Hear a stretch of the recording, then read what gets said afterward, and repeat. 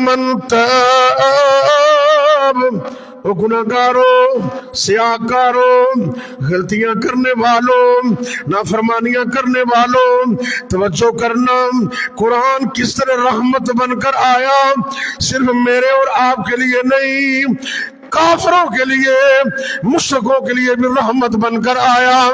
صحیح بخاری کی حوالے سے بات کر رہا ہوں، اللہ نے قرآن اتارا، الا من تاب وآمن وعمل عملا صالحا، ہاں جو بندہ سچی توبہ کر لے، سچی توبہ، تو سچی توبہ کی امام نبوی رحمۃ اللہ علیہ نے 4 شرطیں بیان کی ہیں۔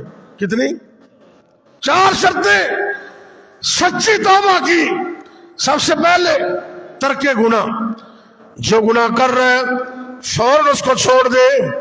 دوسرے نمبر پر ندامت، افسوس کرے کہ سب کچھ تو اللہ نے دیا ہے، میں اس کی نافرمانی کر رہا ہوں، میں کیا کر رہا ہوں، ندامت، ترک گناہ اور ندامت۔ اور تیسری شرط ہے عزم، عزم کیا؟ آئندہ گناہ نہ کرنے کا عزم، ہمیں 100 باری ہو جاوے لیکن توبہ کر لیں گے، رب نے وعدہ کرنا اللہ میں آئندہ گناہ نہیں کروں گا۔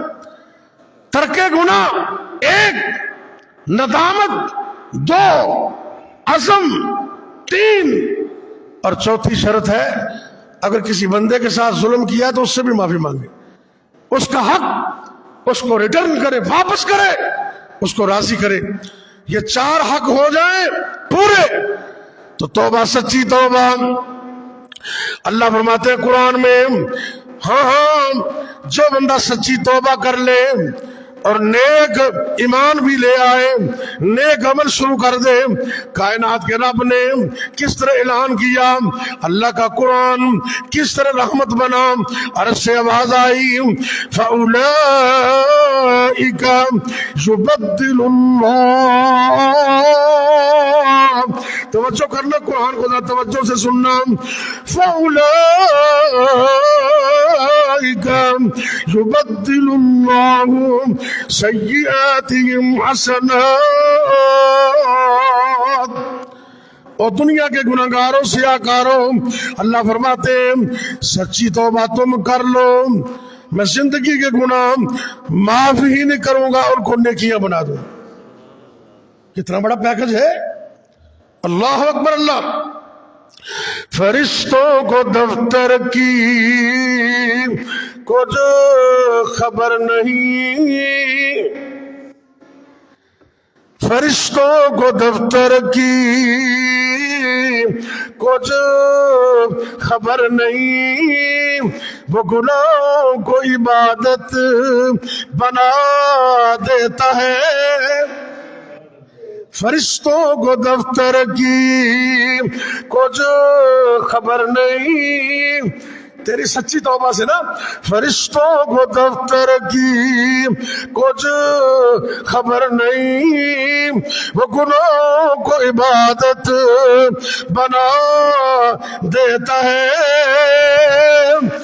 آگ اور جہنم کو کیا زور ہو، وہ تو آتش میں جنت، سبحان اللہ۔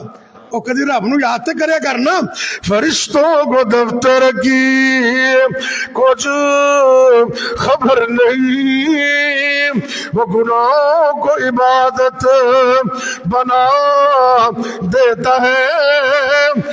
آگ اور جہنم کو کیا زور ہو، وہ تو آتش میں جنت بنا دیتا ہے۔ وصل اور جدائی میں کیا زور ہے، وہ کم بھی اذنی سنا دیتا ہے۔ اللہ اکبر اللہ۔ اللہ کی رحمت، اللہ قرآن کی دوسری آیت